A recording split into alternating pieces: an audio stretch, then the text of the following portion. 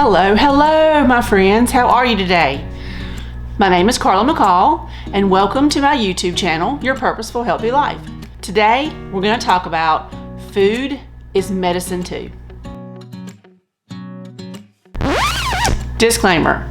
What I discuss in this video is intended for informational purposes only. You should always contact your doctor before making any drastic changes to your diet.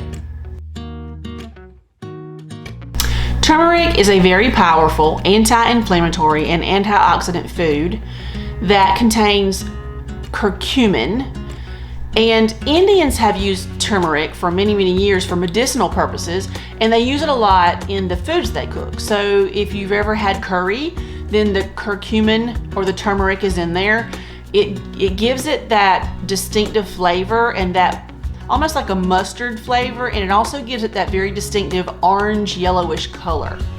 Turmeric is actually a root that you can use in your food, or you can buy it in powder form or in caplets that you can take.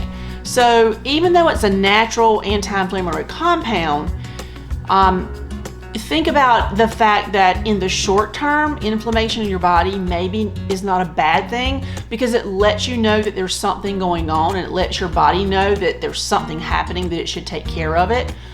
But excessive long-term inflammation is what causes a lot of chronic illness, because your body will then overproduce, and it will actually turn on itself and start to fight its own body tissues. Whereby you would have chronic disease or autoimmune disease.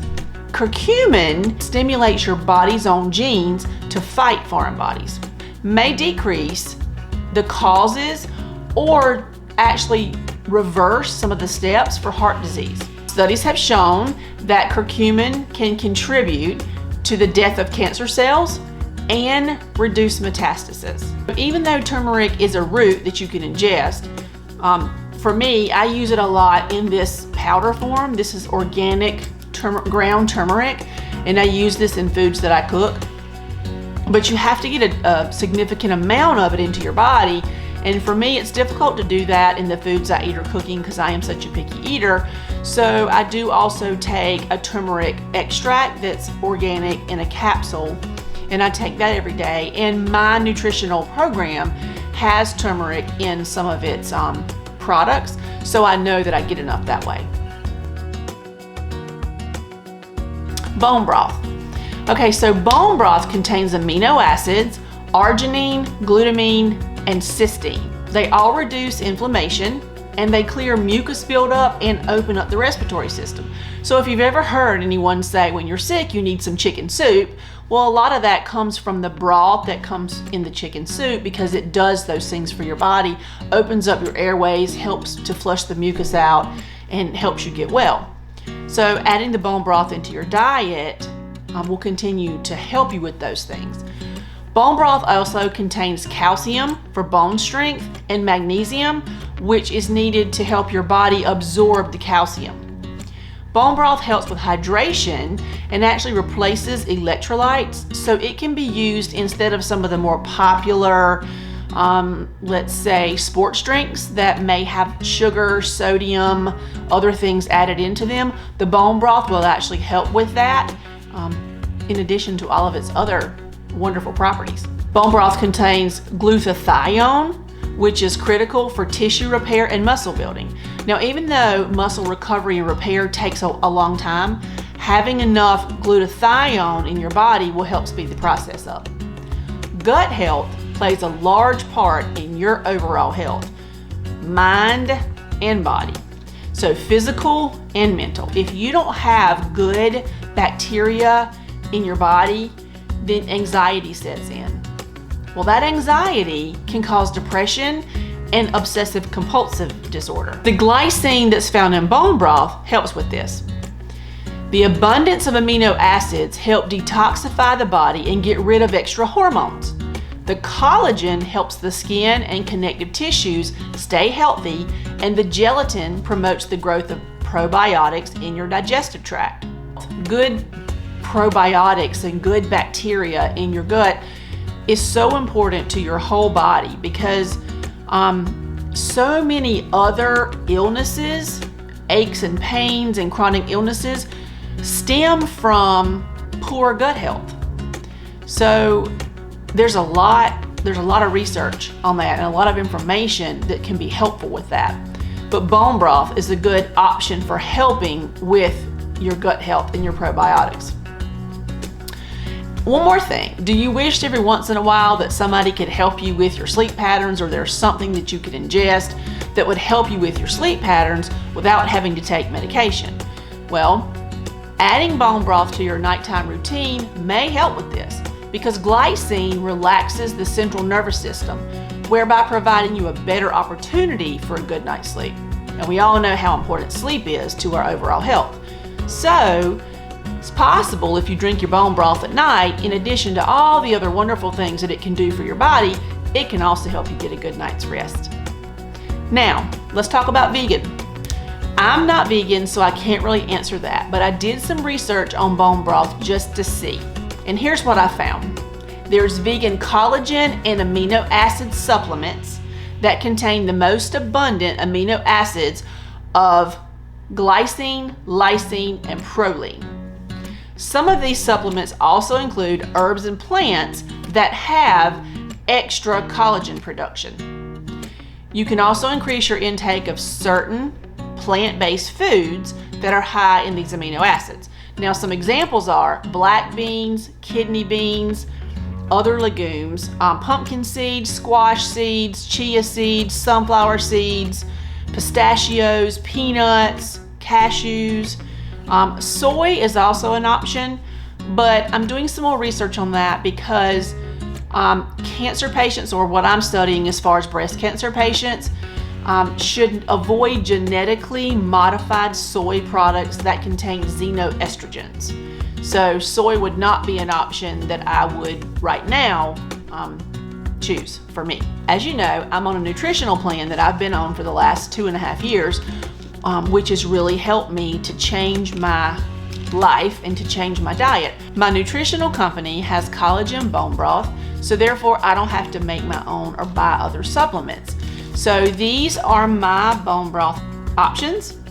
I have roasted chicken flavor and vegetable herb flavor, and they both have all the good vitamin C, all the good collagen, good things in them. So I use these at least once, if not twice a day, and then to get my collagen and my bone broth in. If you're finding value in this video, please click the like button so that I know, and I would love it if you would leave me a comment on any of these particular foods, or questions you may have, or things that you know about these food options. I'm on a journey to really find what foods help the most and help people understand that food is medicine too. Next on our list is red grapes. Now, some of these things are also found in green grapes, and you can use the seedless grapes. However, the ones with seeds supposedly have more in them, more things that are good for you, but you can use seedless grapes. So what I'm talking about today are red seedless grapes. Grapes are a good source of fiber and water, and they contain antioxidants and polyphenols, which are thought to have anti-inflammatory and antioxidant properties. Resveratrol is found in the skin of red grapes. Studies have shown that resveratrol may slow the growth of tumors in the lymph, liver, breast, colon, stomach, skin cancer, and leukemia. Another study shows that resveratrol and the polyphenols, in addition to quercetin, may help protect against damage caused by bad cholesterol, which is LDL, and help prevent cardiovascular disease. Grapes also contain potassium, which is good for heart-healthy diet because it decreases the sodium absorption. The fiber and the water in the grapes are also a good natural diuretic in an any-day diet, but it also helps for someone who's taking medication for their illness that may cause constipation, so the grapes would be an additional healthy way to help with that. Just keep in mind that grapes do have natural sugar in them, so if you're diabetic or if your sugar is an issue, please be sure to check with your physician before you incorporate those into your diet. These are red grapes, my red grapes of choice. These are red seedless grapes. And I usually have, a little bunch of those every day as one of my snacks, just to make sure that I get those antioxidants and inflammatories into my body. Salmon. Now, S-A-L-M-O-N. Some people pronounce it salmon. I pronounce it salmon. Okay, salmon. Long-chain fatty acids, EPA and DHA, and omega-3 fats are best if ingested with your food. A 2010 U.S. dietary guideline suggestion stated that 2 servings per week, which would be 8 ounces of cooked fish or seafood, was optimal for an adult. I wasn't really a fan of it. I figured out a way to really enjoy it. So I'll cook my salmon with just a little bit of olive oil, and I'll basically sear it in a cast iron pan. I put some turmeric on it and some garlic and some other good things. That's another way to get those in and flavor it up. And basically I just brown it until it's done. And I'll have that with some jasmine rice and, some green beans or whatever. But I've found a way. You just keep working until you find a way that you can get those things into your diet. EPA and DHA have been shown to decrease inflammation, lower blood pressure, reduce the risk of cancer, and improve cell function. Omega-3 fatty acids are considered essential, and therefore they must come into your body through your diet. Your body cannot produce them. Salmon is a source of high-quality protein, B vitamins, which work together to maintain optimal brain and nervous system functions. Potassium, which helps blood pressure and potentially prevents fluid retention. Selenium, which has been found to promote bone health and also helps with autoimmune thyroid issues. Broccoli sprouts. In 1997, an article in the New York Times actually sparked interest in the cancer-fighting properties of these little tiny, little-known foods. While these sprouts may not have the same vitamin content as their more widely known adult versions like broccoli, these little sprouts actually contain more glucosinolates. Broccoli sprouts and some other cruciferous vegetables contain an enzyme that actually breaks down the glucosinolates into a soluble, usable form. Now, this also activates other enzymes that removes disease-causing compounds from the body. Hence why it says that it may stop cancer or help with cancer cells. Cruciferous vegetables can also lower estrogen levels, which is good for ER-positive breast cancer patients. So like myself, I'm ER positive and PR positive, but reducing the amount of estrogen in your body is very important for me for reducing the cancer or for keeping it from coming back.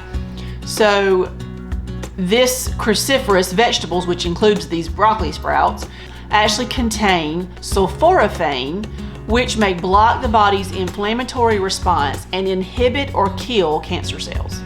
Broccoli sprouts are shown to have 10 to 100 times the amount of glucoraphanin than adult broccoli.